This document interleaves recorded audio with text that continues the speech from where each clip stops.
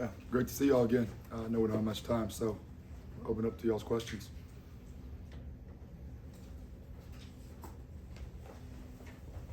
And when we talked to Brock Bowers at Media Days, he was asked who was the hardest guy to block, and he talked about Chaz Chambliss. How far have you seen him come just in this offseason getting ready for fall camp? Well, let's start with your original question that you asked Brock. I think when you talk about somebody being hard to block, a lot of that is relative to strain. And Chaz strains both, in terms of his competitive nature and his physical willingness to battle with people. And so that makes him a hard guy to block by nature. The guy works extremely hard in all areas, whether it's walkthroughs, meetings, on the field and individual drills. He's one of the most common people to stay after practice to work on his own. And so naturally when you work like that and you focus on your process, you grow. And I think he buys into that and does it every day. So, he has continued to progress and we're really pleased with him.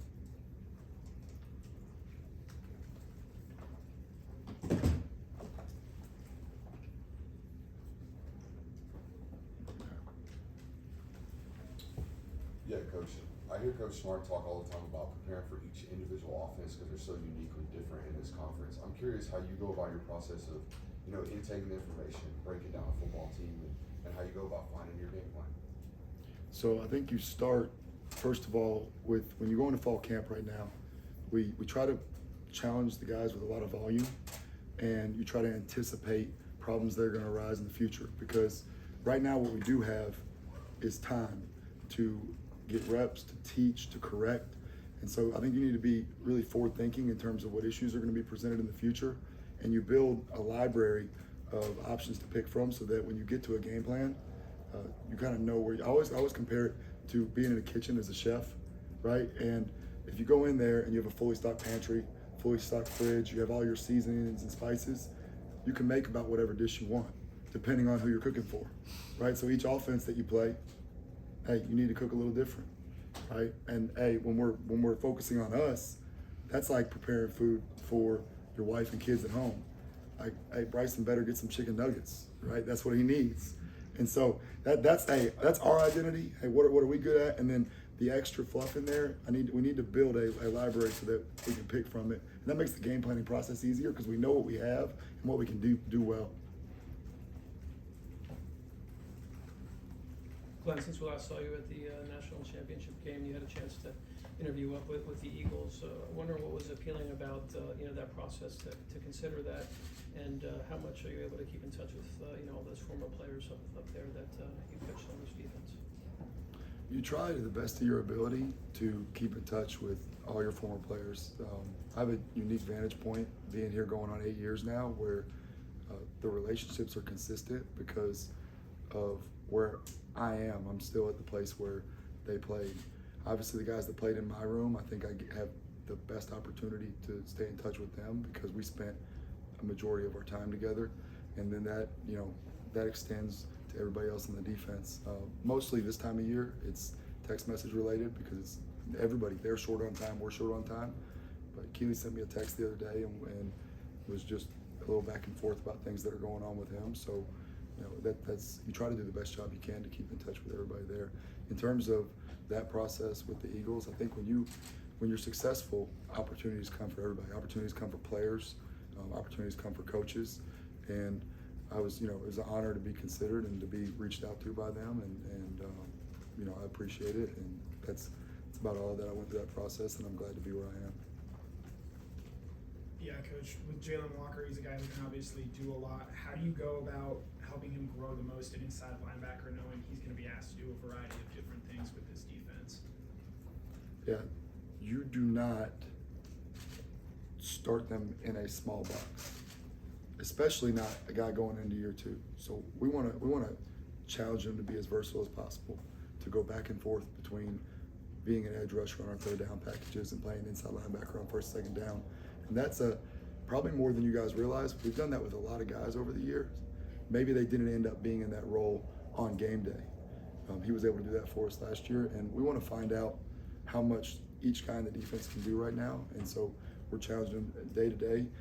You have to be able to play inside linebacker on first, second down. even challenging them to do it some on third down because there's other guys that are good edge rushers as well, and figuring out who the best 11 are. When you touched on opportunities that you have, not just this offseason, but other off seasons. I mean, ultimately, why you've been working for Kirby in some capacity for a long time now. What has kept you from wanting to just see what's on the other side at this point? Do you envision that eventually? You know, obviously these opportunities have been really good. So I always define, there's a lot of ways to define quality of life, right?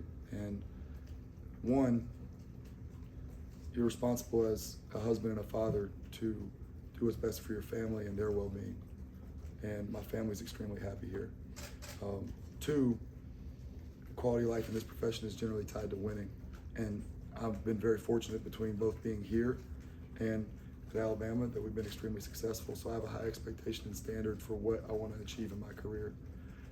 Beyond that, I mean, I think a lot of men, women, people in general, people always talk about the grass isn't always greener. And when you look at it, there's been a lot of people who have been extremely happy and they tried to become happier and they ended up miserable. So, you know, I'm extremely happy here. I love the people I work with. I love the players that I get to coach, and I love where I live. So there's a lot of reasons why to still be at Georgia. Kirby told us in the spring about a meeting he had with Schumann and Smile, kind of challenging them to get back to what they were this past offseason when they were, trying to step into bigger roles. How have you seen them emerge and continue to grow going into their second year as starters? So going back to this spring, uniquely for those two guys, they had a lot of success early. And so a lot of times people go in and they're going into their third year and guys are having to compete and scratch and claw to create their role or to earn respect. And those guys were fortunate enough and they earned it to do that at an earlier age. So there was a brief lull there. What I'll say from that point forward, they accepted that challenge and have elevated their game. I've been incredibly pleased with Pop through this beginning of camp. His leadership, how vocal he is, his overall effort and approach to practice stands out day to day. He's been extremely consistent, and we need that from him. He wants to be significantly better than he was last year, and he's practicing like that's what he wants to do. Smile, obviously you all know from not being out there, he's been limited, but he's working extremely hard. You talk to Ron Corson, and he says this guy's doing every single thing that he's being asked to do, which is hard to do in treatment. Sometimes that means you're getting treatment 3 times a day, whatever that is, and he's doing a great job. And right now, that's all we can ask of him. And the training staff will decide when his time is to return, but he's doing what he needs to do, like a vet in that way. This is a program that has established a standard of playing elite defense, like even when players leave, keep that going. As a coach, how do you stay on top of that and keep that standard going? Well, the thing about a standard is that once you set it, you have to uphold it every single day. And so when we go out to practice today, we're not worried about the results that are going to come when we get to play our opponents this fall. We're worried about how can we uphold the standard today. We constantly measure things to hold guys accountable in terms of our results as a team defense in the prior day's practice. We show it to them. When we fell short, okay, then we have to be accountable to that and demand that we do better the next day. We chart things in terms of individual measures of things that really matter to playing great defense. The effort that you play with, you have to out-hustle people ultimately to play defense. The physicality you play with, you have to out-hit people to play defense at a high level. And your competitive nature that we were talking about earlier, you have to out-compete people. So the number one way we're going to uphold the standard, because schemes change year to year based on who your best 11 players are, best 15 players are, whatever it is, we're going to measure, did we out-hit people? Did we out-hustle people? And did we out-compete people? And if we do that, you're successful playing defense at just about any level of football. Coach, can you explain how fun for you and the players the ILB Olympics were, and just how did that idea come about? It's become a extremely fun tradition, especially now that my daughter Whitley's 2 now. Bryson will turn 4 in September. So I remember being a coach's kid, and my dad's players were my heroes. And he spent so much time with them that when I got to see them, they seemed larger than life, even though he was never at a program like Georgia where some of these guys really are larger than life and will go on to do unbelievable things. And so it's been great on my end to get to see my kids interact with all of our players. Not only that, Jawan Taylor, who obviously played linebacker here, and his kids were there. Blaine Miller is also a support staff with the linebacker. So it's a chance for all of us to come together outside of football and compete and relax and break bread together and do all that. And it came about because when we had that hiatus during COVID where we were apart from each other, there's a lost piece of connection. Our meetings were on Zoom, and I wanted to do something different once they had cleared us to come back to campus, and then they had decided that we were going to play football. I wanted to do something unique to create an opportunity for us to be together because there had been so much time apart, and remind each other that we're all in it together and we're a family now that we're here, because we spend every day of the year together for the most part, with a few exceptions. And hopefully the relationship stays for the rest of our lives. So I don't want our only experiences together to be on the football field or in a meeting room. So that's kind of how it came about, and it's taken on a life of its own. And technically my wife was undefeated at the end. We just called it because the guys had obligations the next day, so it might have taken them a while to beat her. Glenn, this is kind of a technical question. You were talking about Jalen Walker. He can be a third down guy. Talk about Javon Bullard, maybe a nickel back, safety. Talk about getting the best 11, best 50. How much of defensive football these days is finding guys that can play multiple positions and having just different packages rather than slotting in, this guy is an outside linebacker, this guy is an inside linebacker, this guy is an exeter? Or has it not changed that much, or has it changed a lot over the years? Well, you have to have a home base. Now, a home base for a guy like Javon Bullard could be the safeties and the stars, the nickels. A lot of times they're together if the whole secondary isn't together in terms of drill work, in terms of meeting rooms, things of that nature. Obviously, there's skills that are different there than there are at corner.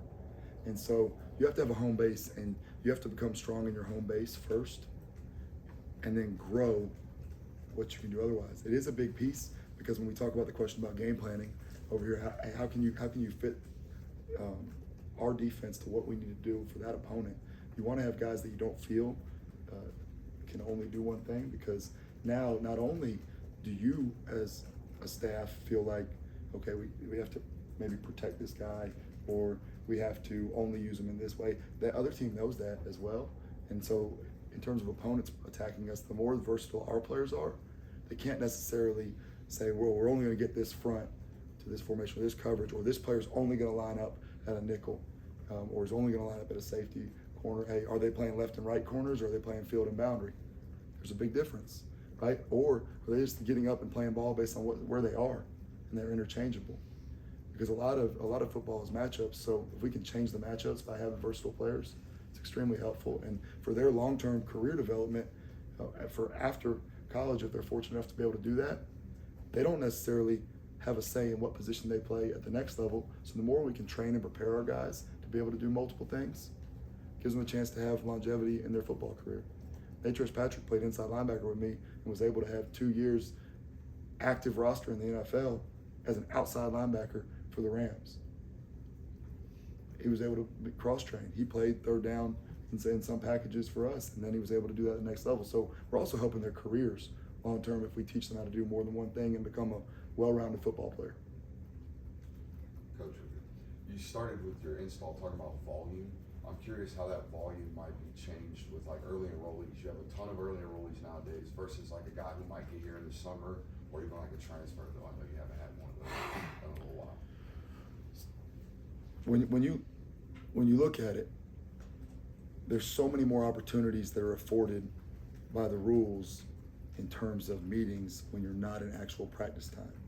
So it's really important to create a schedule of, okay, here's our allotted time for meetings in football in this part of the year.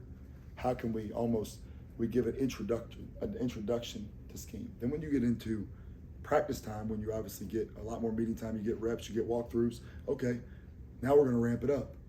Then when you start over in the summer, it's back to basics with the time allotted. and then it ramps up for fall camp. So you can actually teach the defense in some form or fashion 4 times a year, and we try to cycle it that way, and it helps their acclimation process. And we had, over 20 mid-years on the team this year. So when they think about that, by the time they hit the first game, they may have learned, whether it's offense or defense, the system in some form or fashion 4 different times. Now they only get to rep it in spring ball and in fall camp, but I think that helps, and it's really important to be a good teacher as a coach. I always want to say, hey, whoever their best teacher was, this applies to every coach on our staff, whoever their best teacher was in school, okay, why was that teacher successful in reaching them?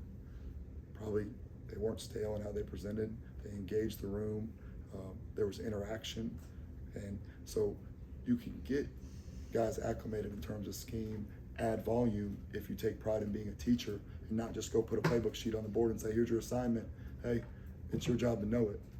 It's our job to teach it. And so that's kind of how we've approached it, and I think it's been successful for us. And it's helped guys like Malachi and Michael last year were able to be successful. I think part of that was 1, they're talented, 2, they worked really hard to acclimate themselves, and 3, we created a plan to teach, and they took advantage of it.